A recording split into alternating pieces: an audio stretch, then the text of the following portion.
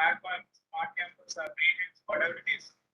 So I'll go to each point. Remember, whenever the hierarchy asks me about any from the faculty from the team, definitely pays the names which you are mentioning now. I'll highlight your names. Yes, sir. Your screen is visible to us, sir. Okay. Are you able to see one minute?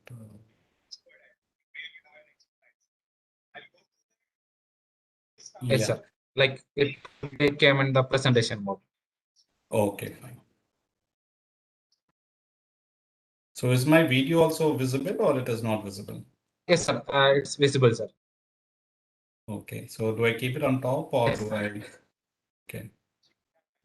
It comes in the top, sir. Okay, fine.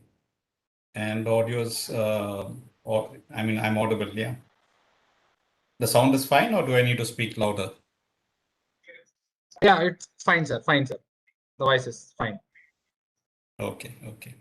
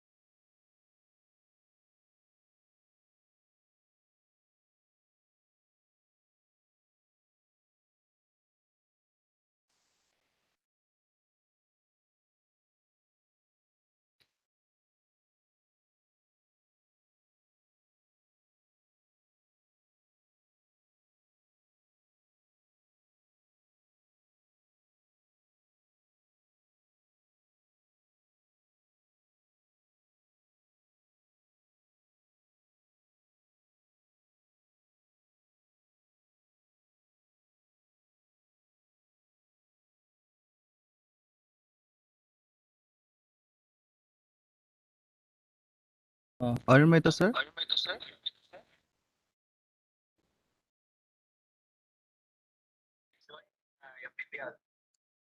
Yes, sir. So my voice is audible. Yes. Okay, sir. Yes, sir. Mr. Sir, your place.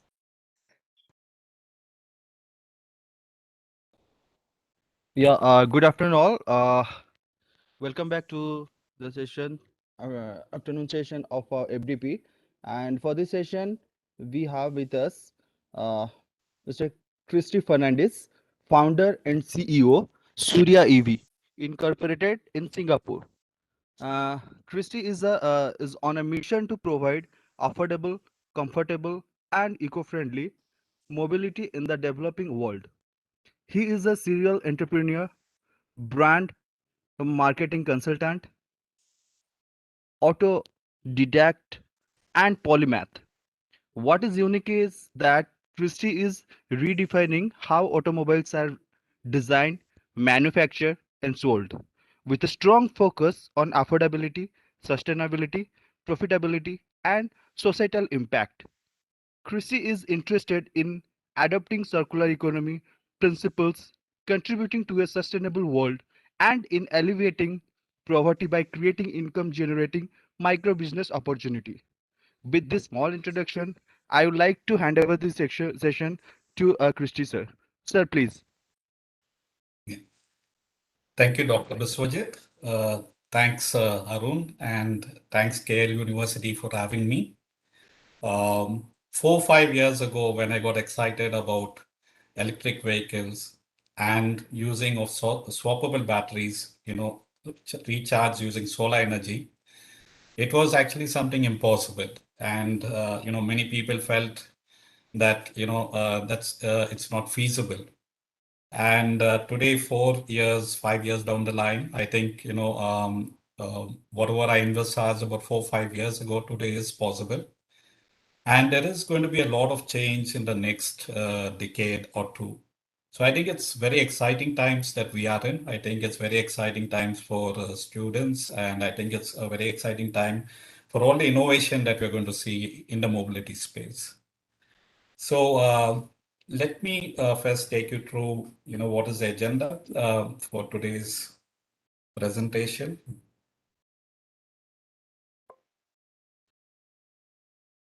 Yeah, so I'm going to be talking about fuel by the sun, industry transformation, e-mobility, developed countries mobility focus, smart city Singapore, developing countries mobility focus, powering transport with solar, electric vehicles, EV charging infrastructure, swappable solar recharge batteries, electric highways, and leave with a slide on solar energy strategy for the mobility sector. So fueled by the sun, imagine being fueled by the sun. 1 hour of sunshine is equivalent to 1 year of global energy. It's such a nice imagination to be having, that instead of using fossil fuels that pollute the atmosphere, that pollutes the air that we breathe, we can actually power all our vehicles, all our transport using solar energy. Imagine not paying for fuel. I think that's a thought, I think, which would resonate with a lot of us, especially with the cost of fuel today, going at about 100 rupees for a liter. Imagine not paying for fuel. It's of course going to take some time before we get there, but students in Australia and from around the world annually take up a challenge of driving about 3,000 kilometers from Darwin to Adelaide without paying for fuel, just being charged, powered by the sun. So students have been participating in this event, that happens in Australia in the outbacks, and they have also set Guinness records of traveling 600 kilometers a day, powered by solar energy. So that's very, very interesting. It means that, not paying for fuel is a possibility. Not just a vehicle on the road, but the Solar Impulse was also a vehicle that has flown 40,000 kilometers around the globe without paying for fuel. Many of you might be aware of the Solar Impulse, records that it had set, for traveling around the globe, powered only by solar. So I think if we imagine someday it might be a possibility. So when it comes to India, I think we are blessed with a lot of solar energy. Unlike countries in the Western world, in the Northern Hemisphere, where solar intensity is not very high, India and the subcontinent or countries in the Southern Hemisphere are blessed with abundant sunshine. So estimates say that there are about 5,000 billion kilowatt hour per year that is received over India's landmass. And the National Institute of Solar Energy has assessed that the country's potential is about 748 gigawatts, assuming only 3% of the wasteland is covered by solar modules. Solar energy plants are the quickest to set up and they're cheapest to produce, and solar feedstock is free. Today, India imports about 100 billion plus worth of fossil fuels every year. Imagine not having to import 100 billion plus dollars worth of fossil fuels every year. That would actually lead to a lot of prosperity within the country. Because if we can produce the energy that is required for transport within the country, then there is no need of importing fuel from outside the country.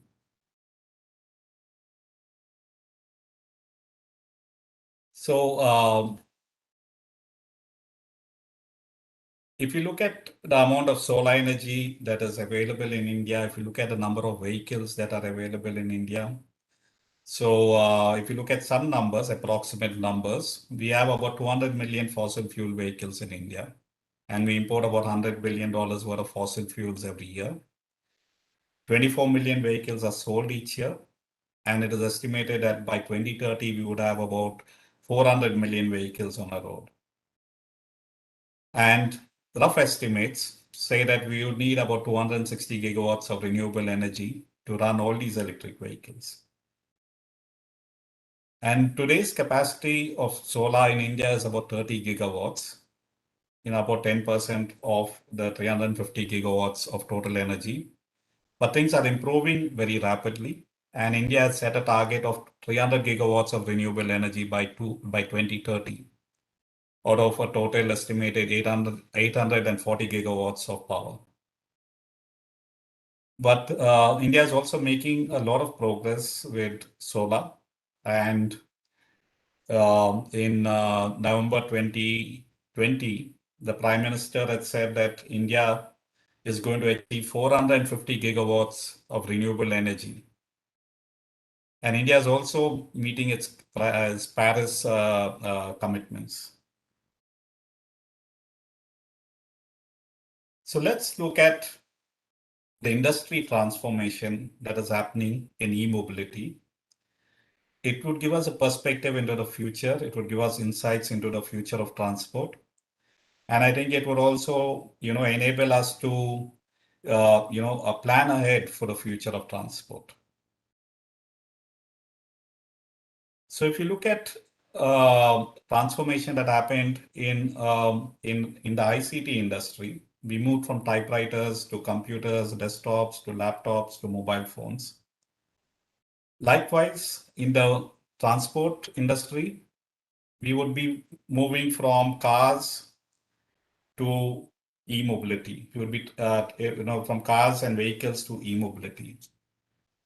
So what happens during transformation? Technology changes, form factors changes, and usage changes. And if we look back the last 20, 30 years, we'd have realized that, a lot has changed with ICT. A lot has changed because of convergence.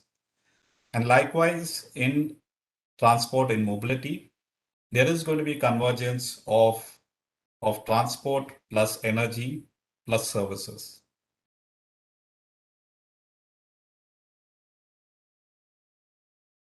So everyone would like to envisage what the future of mobility, what is the future of city landscapes going to look like. Mercedes-Benz have, visualized this image of urban landscape in the future, where there are just few vehicles on the road. There's multimodal transport, there are metros, there are autonomous vehicles, a lot more people walking, a lot more people cycling.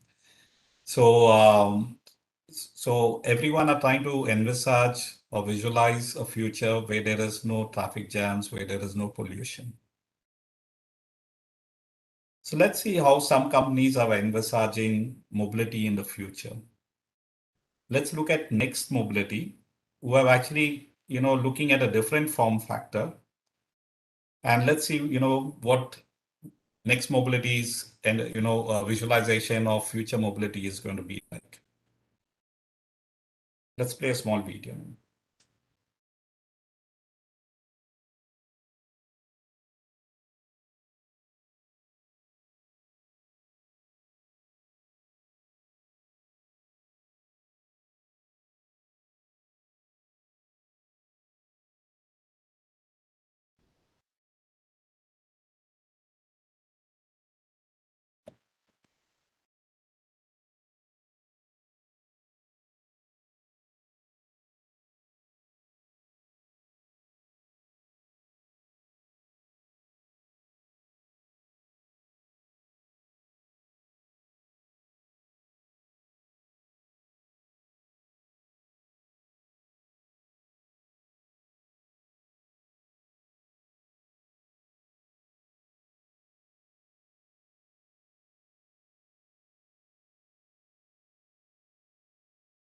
So you look at Next Mobility, they're envisaging mobility quite differently from what it is today.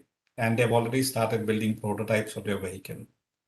Form factor is changing. It's a connected vehicle, it's a shared vehicle, and it is an autonomous vehicle. And looking still a bit further, let's see what Airbus has visualized on the future of transportation.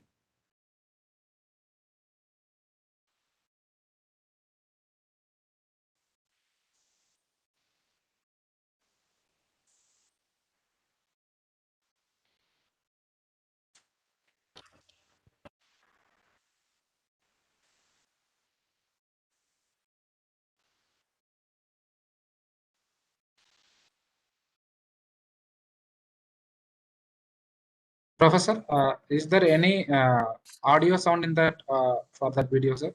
Yeah, there is audio. Are you getting or you're not getting? We are not getting, sir, actually. Oh, but you can see the video? Yes, sir. It's clearly visible, sir. Okay, fine. But there's only background music, so it's fine if you're not getting Yeah, it. fine, sir. Thank you, sir. Yeah, fine. So I'll start talking over the video then if required. So if you envisage, you look at the vehicle is actually on a charging surface. So we are talking about dynamic charging, wireless charging of vehicle. We're looking at multimodal transport. We're looking at road and air seamless transport. So the future that is being envisaged is, quite different from what any of us are aware of today. Similar to what happened with a mobile phone. I think 20, 30 years ago, none of us would have envisaged that all of this is possible with a mobile phone. So mobility in the future is going to be very interesting. But the paths are going to be quite different for the developed countries and the developing countries. So one of the reasons why we need to be looking at mobility differently and not aping a particular country is the fact that we need to look at the personal passenger car, percentage in different countries. So America, for example, is built for vehicles, is built for cars. almost 80% of their population own a vehicle. So the kind of solutions that they would be looking at would be quite different from the solutions that countries with a very low percentage of personal cars, would be looking at. So countries with a very low percentage of personal cars would be able to move to mobility solutions much more quicker than countries that are used to personal cars. And if you look back, it is something similar to what happened with, you know, wired telecom and then, mobile telecom. So countries that did not have landlines, that did not have the infrastructure for telecom, they adopted mobile telecom much faster, much quicker. The growth in these countries were much higher. So we need to be aware that, when you look at solutions for each country would be quite different depending on the number of passenger cars are there in each country. India's, we just have about 2% of our population owning passenger cars. Yet we find that most of our streets are congested. Singapore, for example, has just 11% of its population owning cars. This is on purpose. And you'll find that their roads are not so congested. So let's see what's the focus of the developed countries. So developed countries, for example, are looking at speed, they're looking at range, they're looking at fast charging. So those are the needs of the developed countries. Those are the needs of, say, countries like America and Germany, where there are long distances to be covered, where highways, you can drive at very high speeds on highways, and where the power grid is very strong and stable so that you can have fast charging. Tesla has set up about 20,000 plus superchargers, and Tesla is the epitome of electric vehicles that are fast, that have high, a big range, and that also can be very fast charged.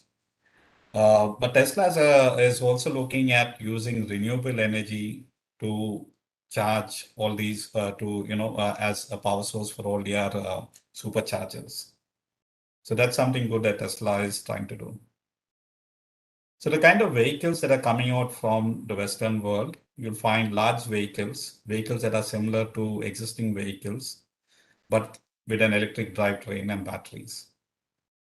So they are not focused on efficiency, they're focused on speed, they're focused on range, and they're focused on fast charging. So even if you look at their highways, most of their highways, have traffic jams, but of course it's well organized traffic jams. And replacing an electric vehicle with an existing ICE vehicle is not going to make any change to the traffic jams on the road. So the only way that you could do away with traffic jams is to then look at shared transport, look at connected transport, look at mobility solutions.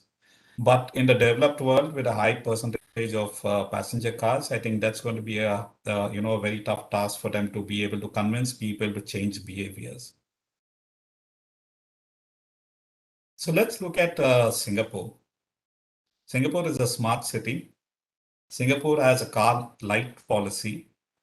So they discourage people from owning cars, but they also provide very good public transport.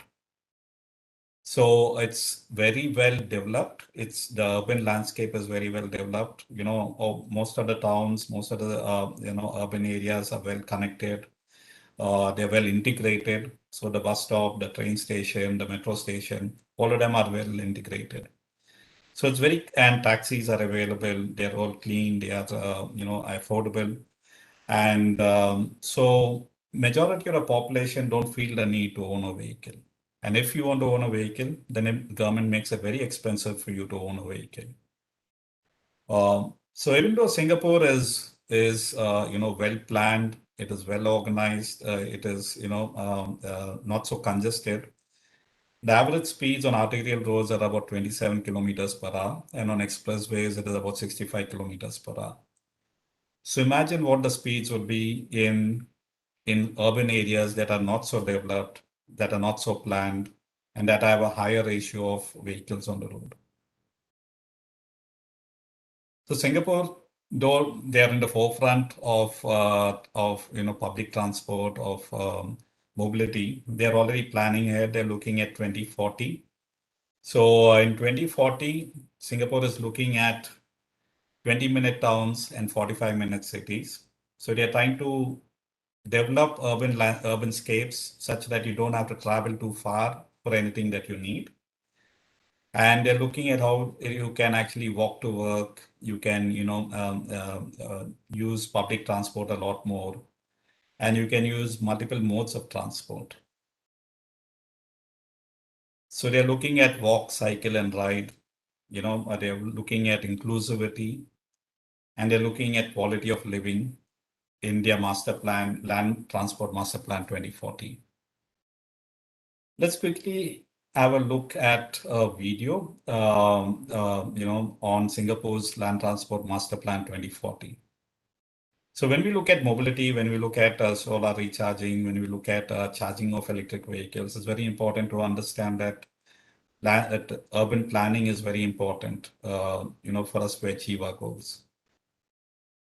I'm sorry, the audio is not. Sir, it is possible, sir. Okay. Have over the years know that we cannot continue. The audio to is build some, sir. And it is Okay. the convenience and the seamless public transport that we want to bring to everybody. 2040, we envisage to transform Singapore into 20-minute towns and a 45-minute city. So 9 and 10 journeys during each hour. It'll be completed within 45 minutes. The Land Transport Authority, we are a very engineering-based organization. We build the train lines, we provide bus services, we build the walkways, the roads. But however, there is a big part of us that actually wants to go out and reach out to the community.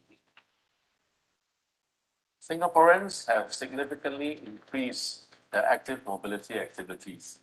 And so we wanted to address this need. And in terms of the community, we also want to go in and redesign towns, for example, such that we can actually facilitate healthy lifestyles through walk, cycle, ride schemes. We will also expand the cycling network. We advocate transport that is public, shared, and active. Having more Singaporeans participate in active travel, such as walking and cycling, we can reduce the carbon footprint, whereby we can enjoy open, livable spaces. To achieve better environment, by 2040, Singapore intends to go for 100% cleaner energy public bus fleet. We will also work with the private sector in terms of introducing greater electrification of shared fleet vehicles, such as taxis and private hire cars. I am personally excited about autonomous vehicles and what it can offer. Autonomous vehicles will improve the value proposition for public transport. It will potentially make it safer and quicker and more reliable. We are already doing ongoing trials right at the moment to facilitate this. What we can do is to actually integrate all these land transport facilities into the land use around the MRT stations. In doing so, we have been doing quite a lot of underground integration. So when you get out of the station, there's no weather conditions concerns. You get to the development directly. For some people, where they live and where they work, they will not be under the sun or rain at all. So a transport system does not only need to be convenient, connected, and fast, but it also needs to be inclusive. It needs to include young families with children, people with disability. We also develop many silver zones that are specially tailor-made for seniors. It's more safer for residents, especially senior, to cross the road. The paths are wider and flat for us to walk easily. 我们老人乐龄的那个乐龄卡 Senior citizens concession card gives me more green time and makes it safer for me to cross the road at the junction. We put our heart and soul into building a public transport system that is reliable and people actually go on it. And this is what will make the future a success.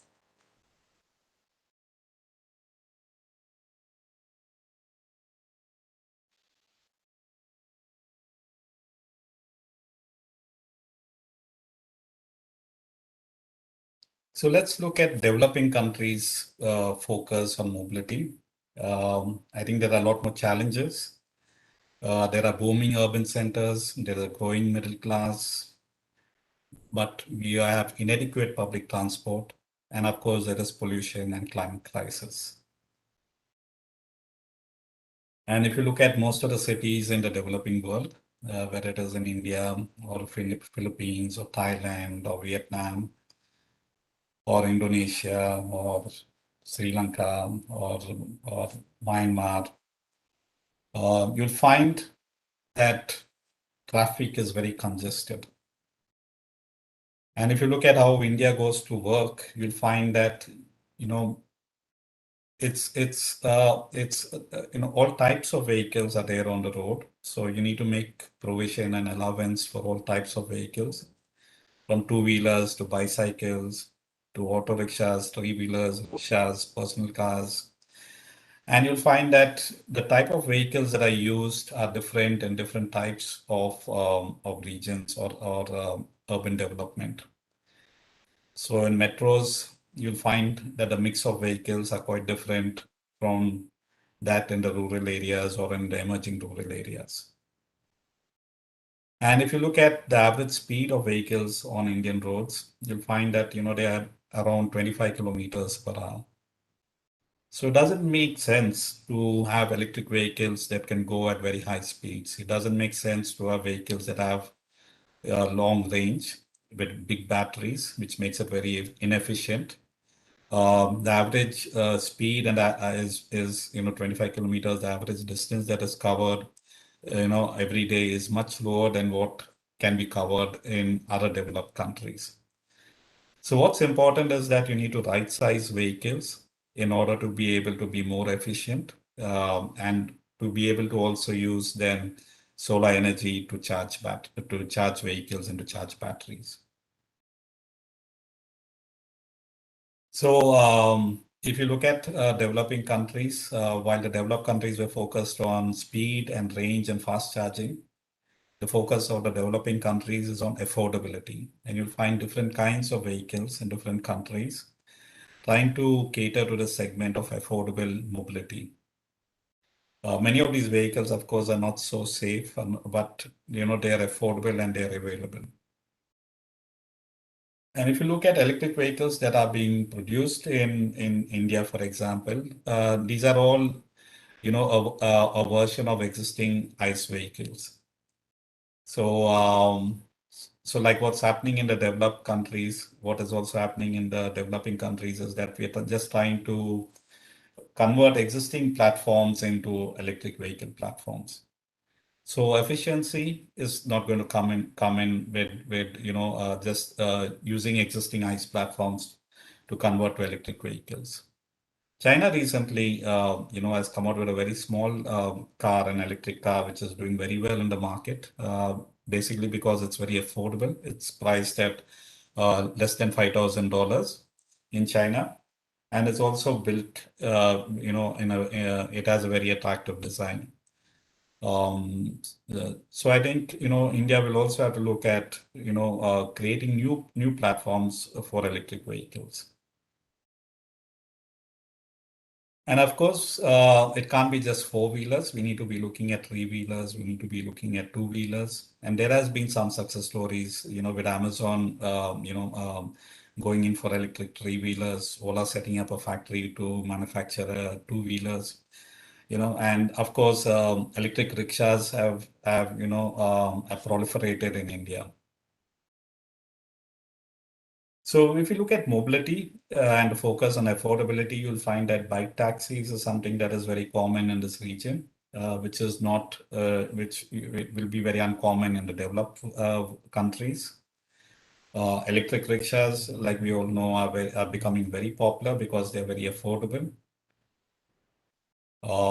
Battery swapping is also now beginning to, catch on in the two-wheeler and three-wheeler space. There are many companies in India that are also building solutions for battery swapping. And of course, taxis are also trying to use electric vehicles, but there are not too many options today in the market. So now let's come into how do we power electric vehicles using solar. So here's an example of an electric vehicle that has solar panels on the vehicle itself. And let's see this video.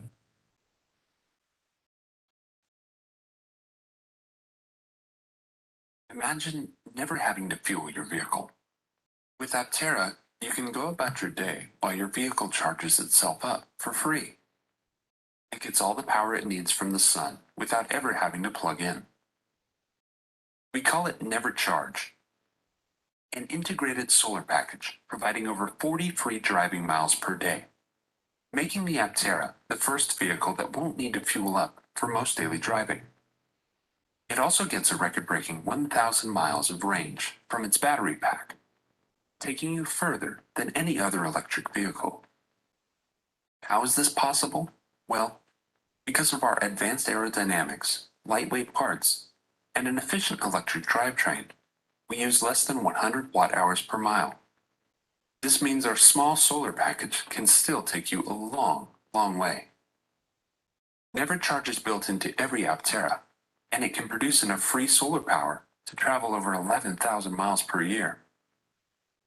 At Aptera, we're building the world's most efficient transportation, freeing up your time, saving money, and doing something good for the planet.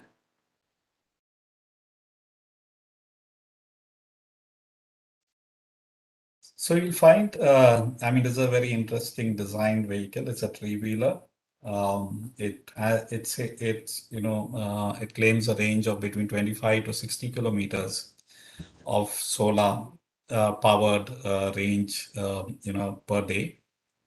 That's quite a lot, and most people today, drive less than 25 kilometers per day or less than 50 kilometers per day. It means then with a vehicle like this, they don't need to charge their vehicle. They don't need to, charge their vehicle. They just need to leave their vehicle out in the sun and it would, self-charge using solar. This vehicle also comes with batteries, which can give a range of 400 to 1,600 kilometers, depending on the type of batteries that you use. And they claim that this vehicle is very efficient. It uses just 100 watt-hours to travel the mile. If you want to use solar to power a vehicle, I think what's very important is that the vehicle is lightweight. It's also a low-speed vehicle. High-speed vehicles tend to consume a lot more power. And the battery packs need to be much smaller, so that you reduce the weight of the vehicle. So in the Western world, surprisingly, you'll find that there are quite a few startups that are looking at having solar roofs, solar panels on the vehicle, and even though there is not too much of solar available in the countries in the Northern Hemisphere. So for them, they need to be looking at multiple seasons, spring, winter, autumn, spring, summer, autumn, and winter. The range would depend on the type, what type of season they're going through at any given point of time. But nevertheless, they're quite gung-ho about using solar to power vehicles using solar. Lightyear is another startup based in Europe, and they have come out with a vehicle which has a range of about 35 kilometers per day. They have about 5 square meters of solar panels. And along with their batteries, they claim a range of 725 kilometers. And on their website, they also have a nice calculator where you can actually, see the range that you can expect per month, depending on the region or country that you are living in. Sona Motors have also launched a vehicle called Sion. It's again a startup, still under development. They also give you a chart which says the amount of solar range on the Xeon depending on the months of the year for places in Europe. They claim a range of 30 kilometers per day. And of course, the batteries, they claim a range of 250 kilometers. They have a 35 kilowatt hour lithium ion battery, a 120 kilowatt motor, max speed of 140 kilometers per hour. So this is a regular, city car, or a small SUV, except that it is covered with solar panels. They have some good tech when it comes to solar, and they are also licensing this tech to other companies. So all of this was actually impossible 4 or 5 years ago. But today tech is improving rapidly, and today many vehicles can actually have solar panels on their vehicle to at least give a range of about 20-30 kilometers of range using just solar. In India, there's a company called Sunrun Motors who have actually put solar panels on an electric rickshaw. They claim a range of 50 to 70 kilometers, and the vehicle has a total range of 120 to 150 kilometers. So the solar tech is not too complicated. You find that it's going to be powering different types of vehicles, and from large vehicles to small vehicles to rickshaws. So what's now becoming proven is that you can get a range of about 20-30 kilometers at least, powered by solar. And if you drive around that range every day, that means you don't have to charge your vehicle, you don't have to pay for fuel. So what do you imagine about not paying for fuel can actually come true. Sooorya EV is a company that I founded, and on our vehicle, we are building an 8-seater electric taxi. And we are also having a solar panel on our roof, which would give a range of about 20 kilometers per day. The vehicle also has a very unique vehicle architecture of fixed plus swappable batteries. And it means that it has multiple charging options. It can charge either via solar, or it can be charged, using swappable batteries, which can be charged using solar, or it can be charged directly. And so Sooorya EV would have the lowest cost per kilometer per seat in its class. So we are building a very affordable vehicle for the developing countries, and India is, of course, a big market for us. So what we have just seen is how we can use solar directly on vehicles to charge vehicles, to power vehicles. Of course, it won't give you the entire range that you might need, but it definitely on a daily basis would be able to give you about 20-30 kilometers of range. And if you drive less than that, then you don't pay for fuel. But if you are, a commercial driver, a driver owner, then that 20-30 kilometers of solar power means, extra profits for you on a daily basis. So your fuel cost would come down even more drastically. So now let's look at how we can charge EV charging infrastructure using solar.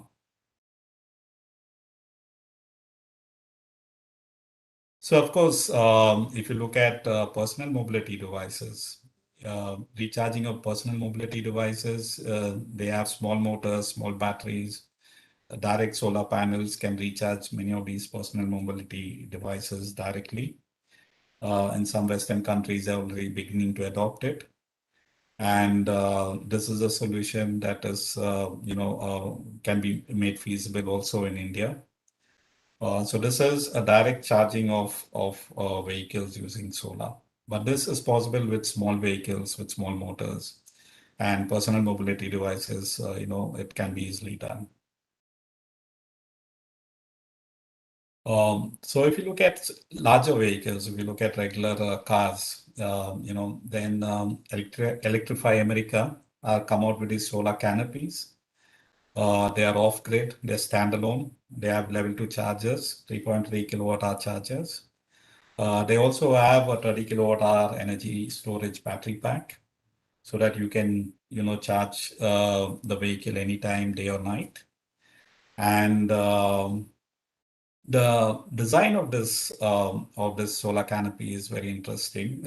You don't need any civil work to install it, and it can withstand, winds of about 120 miles per hour and flood waters up to 9.5 feet. So because it comes with a battery, of course, the cost of this entire setup would be a lot more. But if you look at having solar canopies, charging swappable batteries, I think then the cost would come in much lesser, because the swappable batteries go directly into vehicles. And downtime for charging would also be, very low. But these are interesting concepts that are coming up. Surprisingly, in the Northern Hemisphere, in the developed countries, these are, are being set up in rural America. And I think it would also do very well in India, where there is no grid connectivity. Using of solar to recharge batteries, to recharge vehicles is a possibility. And I think it is something that can become a small business opportunity in India. In UK, again, surprisingly, they've set up a large electric, what they call it as forecourt. It's by a company called GridServe, where you can charge up to 36 vehicles at a time, from super fast charging to regular charging. So they have 12 DC chargers up to 350 kilowatt. They have 12 DC chargers up to 90 kilowatt. They have 6 AC chargers up to 22 kilowatt. They have 6 Tesla superchargers. So they're trying to cater to all different types of vehicles. And this forecourt is powered by clean solar energy. They're planning to set up 100 such electric forecourts all over UK. And they're connecting it up with the solar grid. So, and these electric forecourts also have, it's like a mini mall. So there are lots of other services that you could also avail of while you're charging your vehicle. It's a very interesting concept. I think it would also do very well in India along the highways. Most highways between cities have stops, midway. And setting up of these electric forecourts, electric charging stations, along with food court, along with other services, and connecting it with solar grids, I think that would be a very big business opportunity. It would also be very competitive. And I think it would also, provide a lot of clean energy for transport. So this is something that I think India should also look at seriously. How we could actually have such electric charging, charging infrastructure along highways or close to cities, and I foresee the dabas of yesteryears being converted into these electric forecourts. A lot of buses are now getting electrified. And I think instead of bus stopping at a daba, regular daba, the daba I think would be now also providing or can also provide, recharging for electric buses using solar energy. So now, so we have seen, how you could recharge vehicles directly using solar. We have seen how you could recharge vehicles, using the charging infrastructure, powered by solar energy, from small solar power charging stations to very large powered solar charging stations. So now let's look at how we could use swappable batteries, and how we could have those swappable batteries recharged by solar. This was one of my early concepts, swappable solar recharge batteries, SSRB. And this got me excited because I felt that you don't have to be worried about the grid. You don't have to be worried about electricity availability in locations. And it's also then possible to have these charging facilities, available in rural areas, And it can also become an income generating avenue for farmers and the farming community. And swappable batteries can be used not just in electric vehicles, it can also be used to power, it can be attached to inverters, and it can be used to power homes and small businesses. It can be used for food processing, and so there's a lot of it can be used to power water pumps and farms. So there are lots of possibilities with using swappable batteries and combining it with solar energy. So there's a company called Esmetro based in Chennai. They're part of IIT, and they've come out with this nice, battery swapping,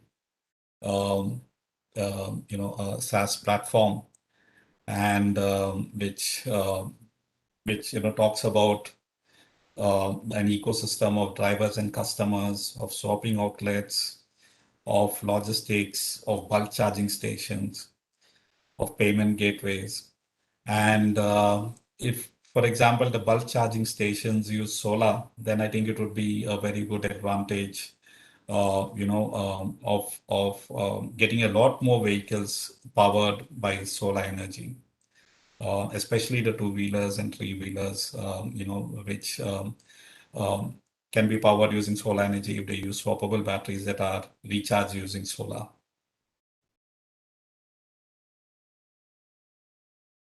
So in India, there is Sun Mobility, who have recently tied up with Bosch, and they already have building an ecosystem for swappable batteries. We have NIO, in China, who are having swappable batteries for large vehicles, for large cars. We have Gogoro, which is a pioneer of swappable batteries in Taiwan for two-wheelers. And we also have the Japanese auto companies, tying up with also with some European two-wheeler companies to create a standard for swappable batteries, create a consortium for swappable batteries.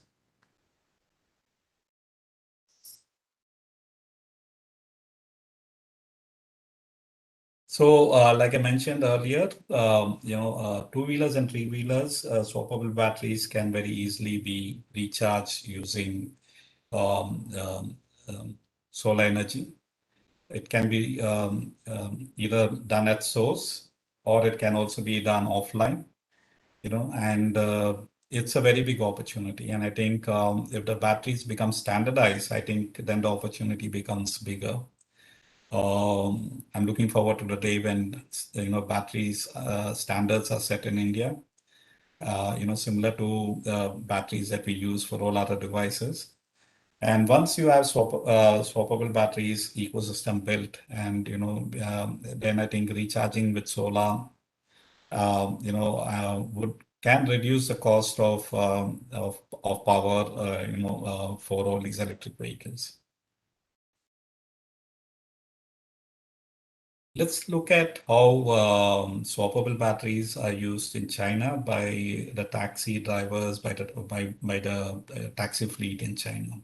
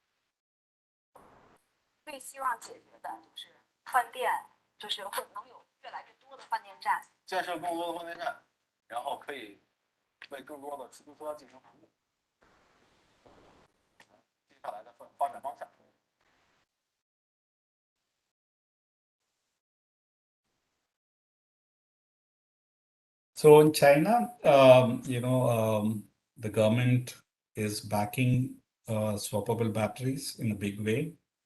They're setting standards for swappable batteries. I think recently some standards have been set. They're also building a network of swappable batteries because they realize that swappable batteries reduce the downtime for charging. It also makes it also means that these swappable batteries can be recharged using solar energy. Swappable batteries can also be swappable battery stations can also be used for balancing of the load on the grid. And with swappable batteries, range anxiety comes down. So that means you can have vehicles with smaller battery packs. Because that you would be able to swap your battery very quickly whenever you want in different locations, unlike finding a charging station and finding a plug point that works with your car, or finding a charging station with a vacant parking slot to charge. All of these can be challenges as the electric vehicle population increases. But with battery swapping, you can be in and out in 5 minutes, similar to fueling of your vehicle in a petrol station. So China is going after developing the swappable battery infrastructure in a very big way.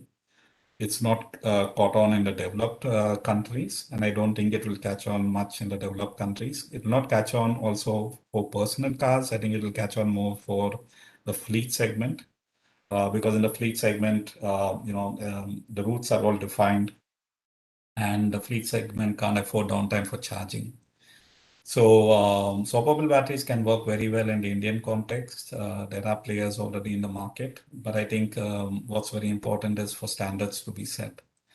Once standards are set, I think then vehicle costs can come down, size of batteries and vehicles can come down, efficiency can go up, charging downtime can go down, range anxiety can go away. Setting up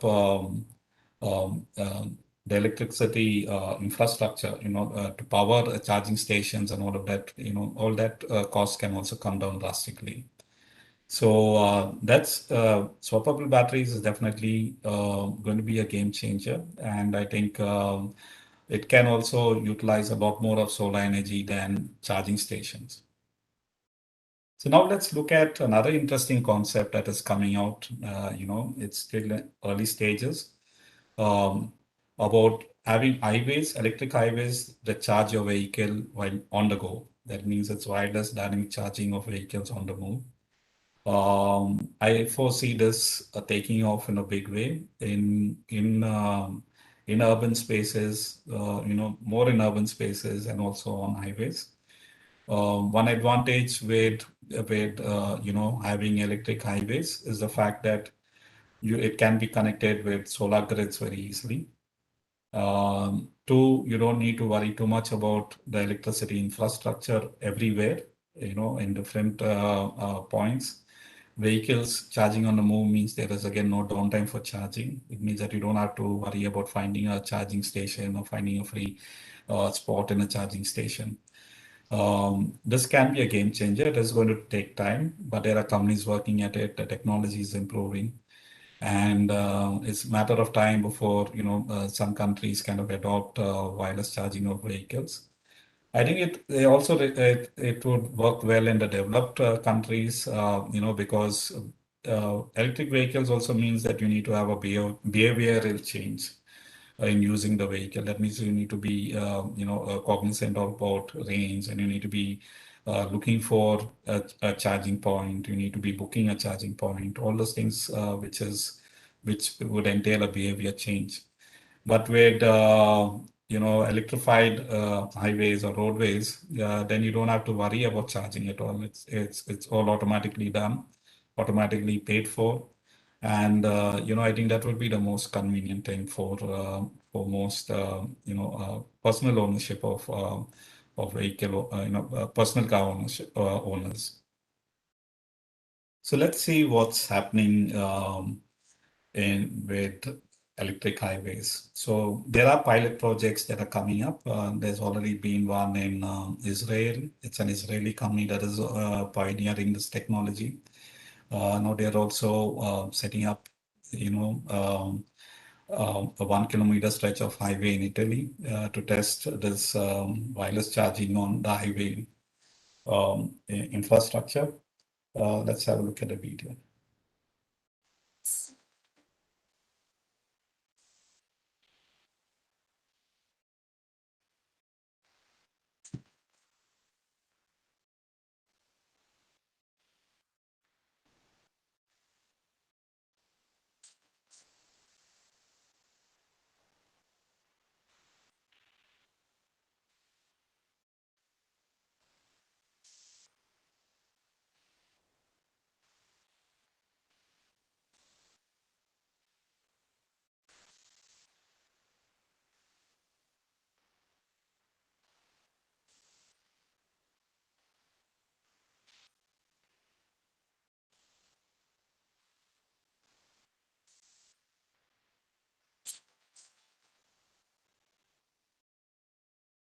I believe that, electric highways can do very well in India. India is building a lot of highways, so even the toll operators, instead of just charging for earning just the toll on the road, now they can also earn revenue from the power that vehicles consume while they drive on the highways.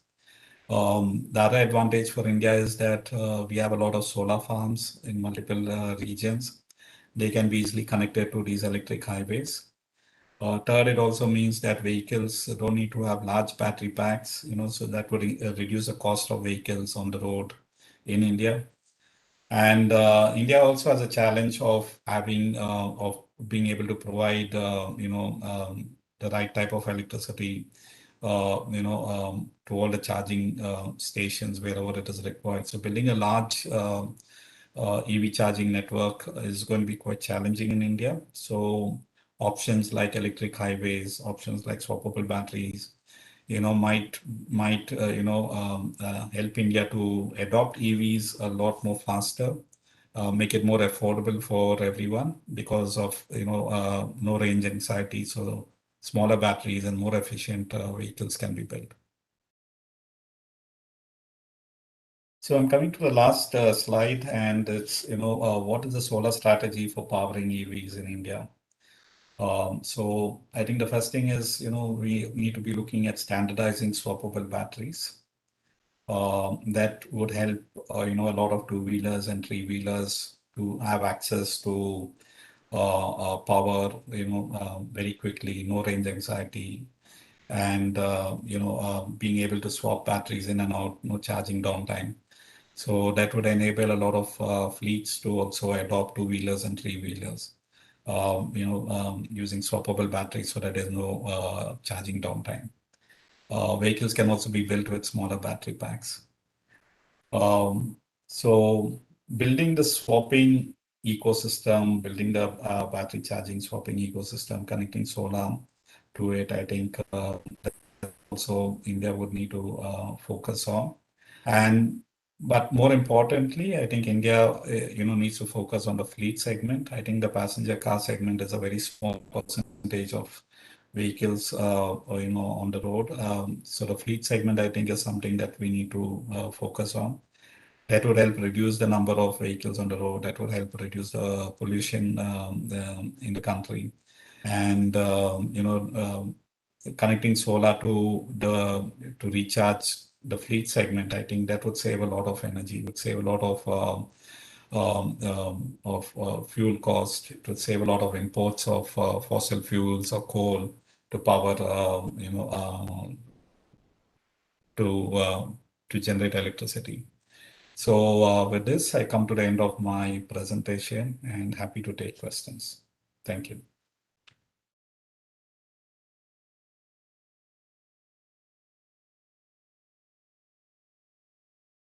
Yeah. Thank you, sir. Participants, if you have any queries, doubts, you can unmute yourself. You are having the privilege to unmute yourself also. You can unmute and you can post your questions directly. or if you are facing any issue in unmuting, then you can type your questions in the chat box also. Yeah, hello sir, I am Kiran. Hi, Kiran.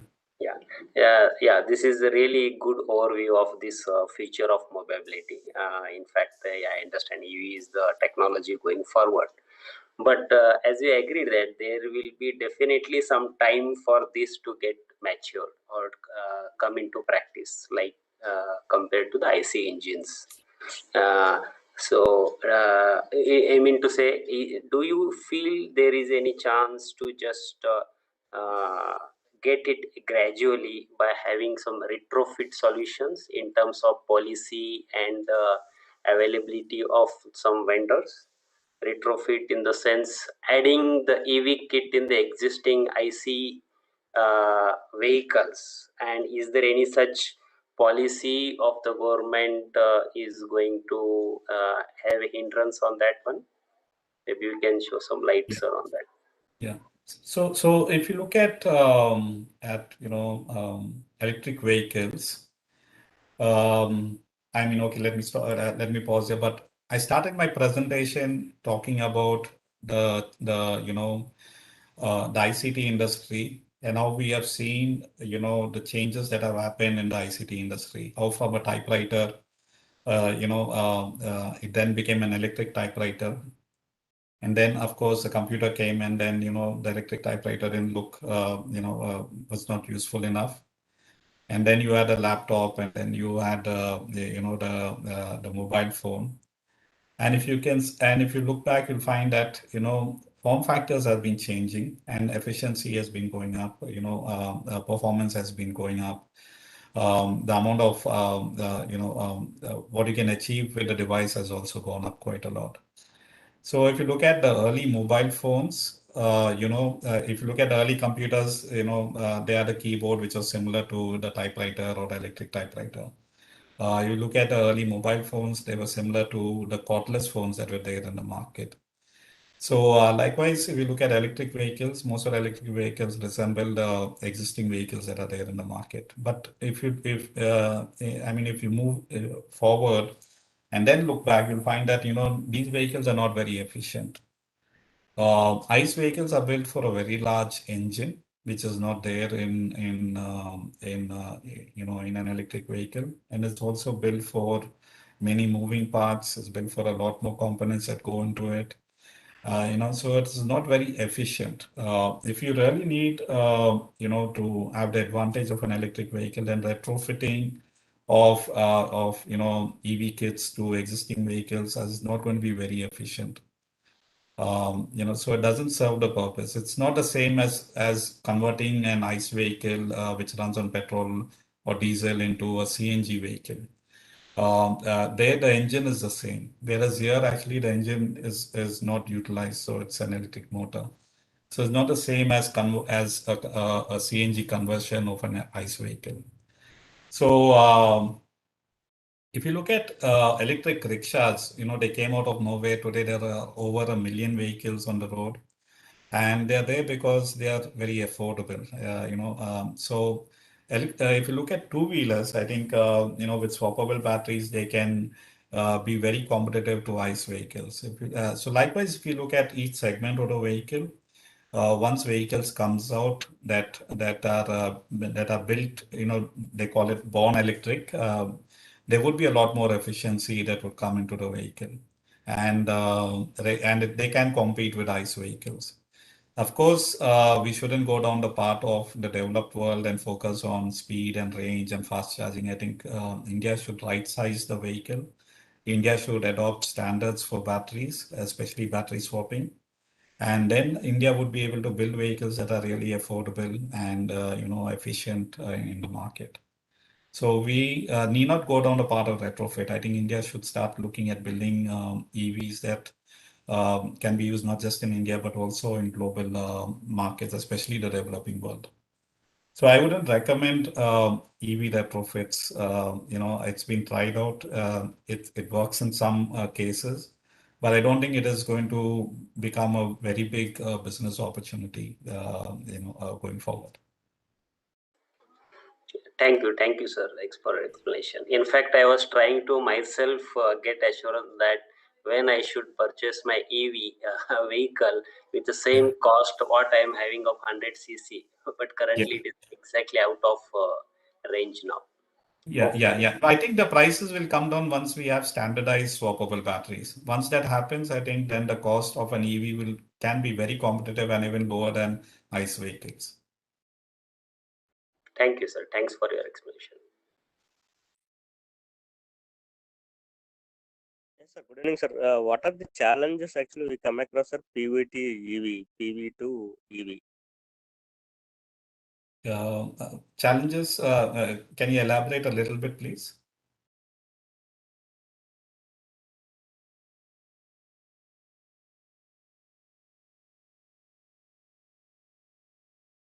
Amara, sir, is it audible to you, sir? Yeah, yes, sir. Photovoltaic to EV, how we can integrate and what are the various issues actually we have to address from the research point of view, sir? Yeah, sorry, I'm not able to hear you very well.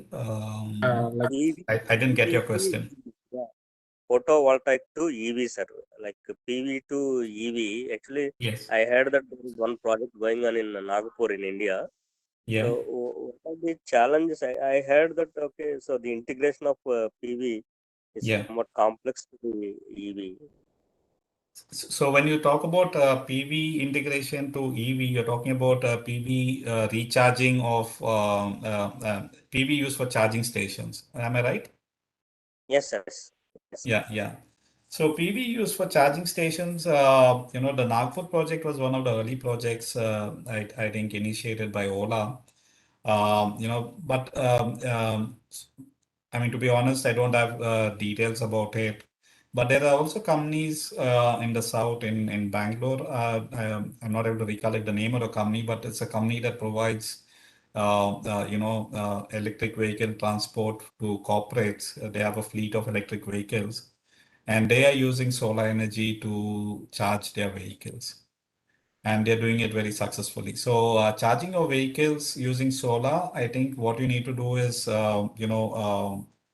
get the capacities, required, right. I think that's very important, getting the right inverters and charging infrastructure. I think if you have all of that in place, I don't think it's going to be a challenge at all. In the Western world, surprisingly, they are kind of adopting, solar recharging, solar charging stations. In UK, they have set up a very large, charging station. In America, they're using standalone solar charging stations in rural areas. So the challenge, I think, would be in, in configuring the entire,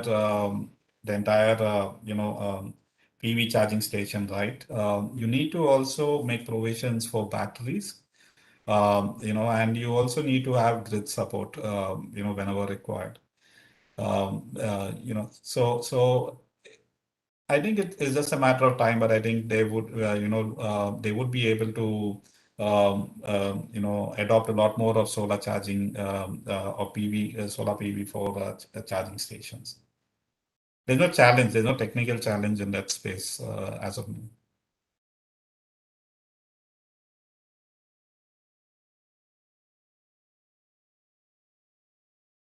Like any other questions?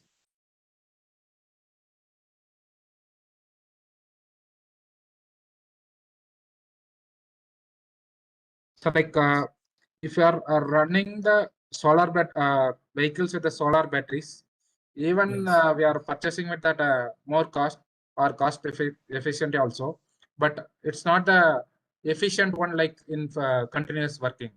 So that is what the question asked by Siddha, sir. Yeah. So you shouldn't be looking at solar as the only source of energy. It's always a mix that you need to be looking at. So if you look at all the vehicles that have a solar roof or have solar panels on the vehicle itself, they also have battery packs and they also have other charging options for the vehicle. So if you are having solar directly on a vehicle, I think what you can expect is maybe 20-30 kilometers of of solar powered mileage, free mileage every day. But again, it's also dependent on cloud coverage and weather conditions and things like that. But it's always good to have because solar lasts for a very long time, and over a period of time, it's you know it's very feasible to have solar roofs on vehicles.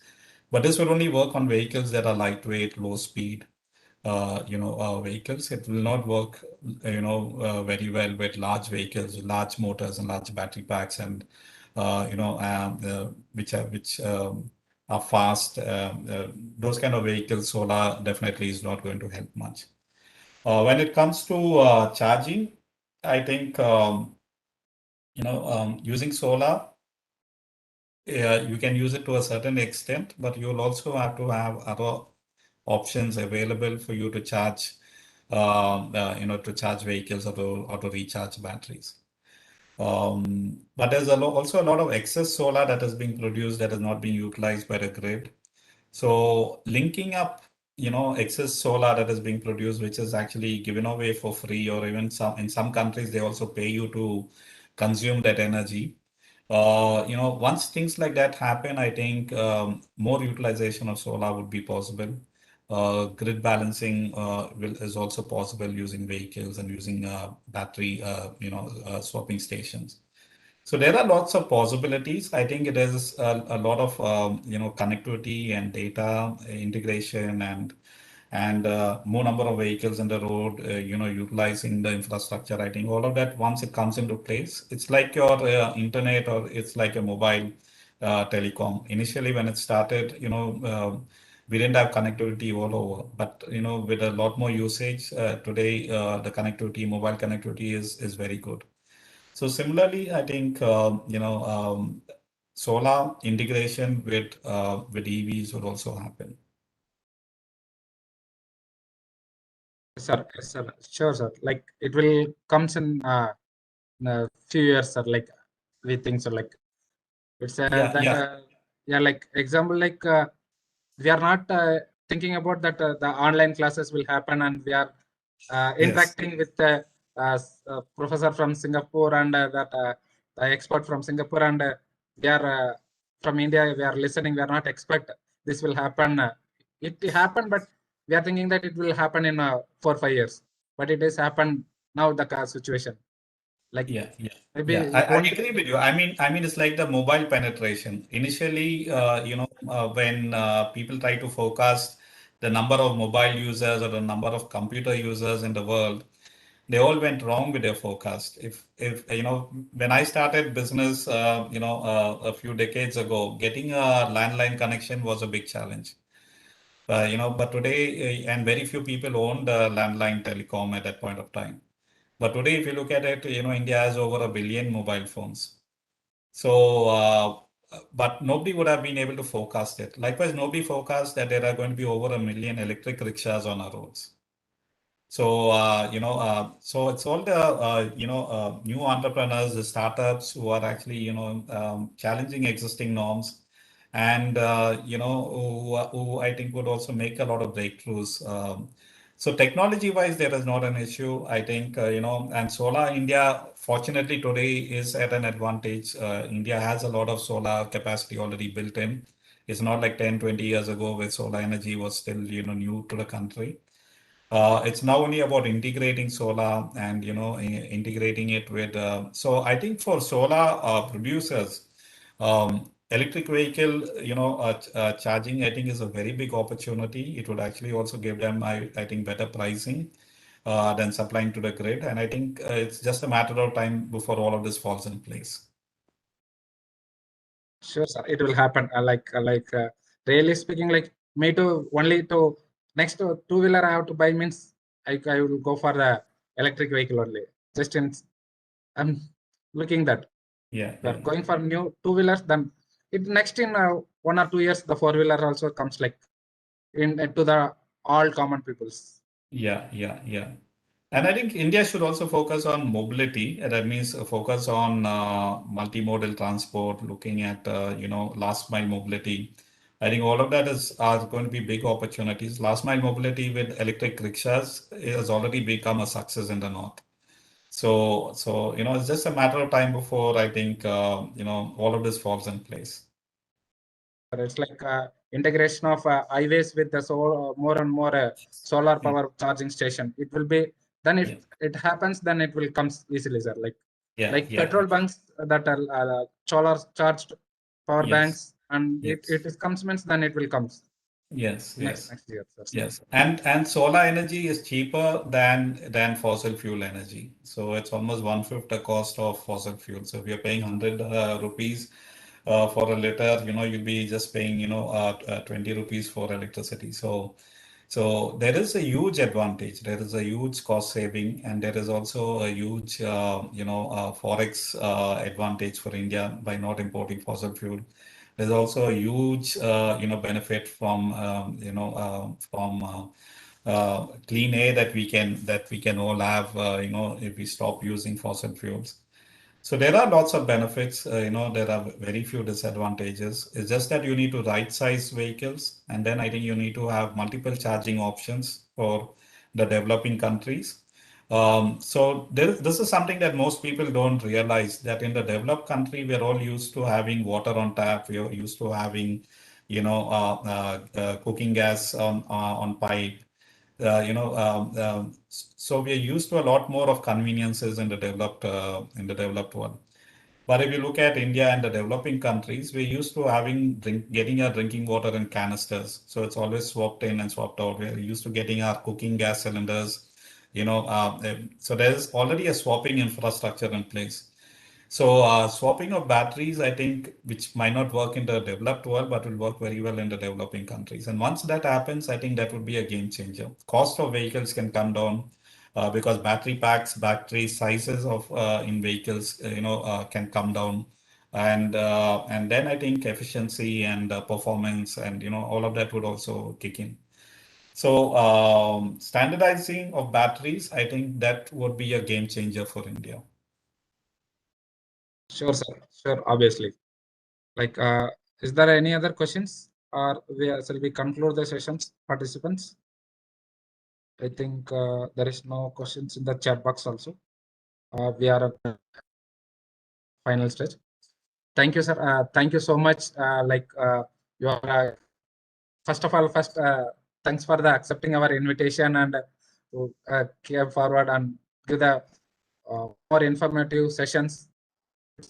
Feel we are enter into the field and we are listening the things like so. Like we are expecting that everything has to be in upcoming years. It has to be coming, sir. And one more point, like it is the word of like swappable batteries is an new to us. Like we are learn that new. We are going to check on those, like what is swappable batteries and how is the batteries out. The different policies has to become like the same warranties, those things, and life cycle batteries has to be swappable. Like it has to become like new words, like new technologies we're learning today. Thank you, sir. Thank you so much. Like we are moving towards that new technologies. Even in our university also we have started the new courses on IoT and EV. We are more concentrated on the things like how the solar energy can be utilized, how the renewable energy can be utilized for the next level EV, all the IoT devices, whatever it like. We have to go for renewable things. So like we are moving towards that one.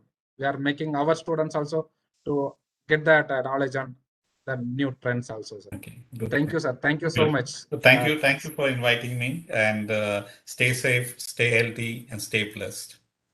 Thank you. See you, sir. Thank you. Bye. See you, sir. Thank you, sir. Thank you so much, sir. Bye. Bye, sir.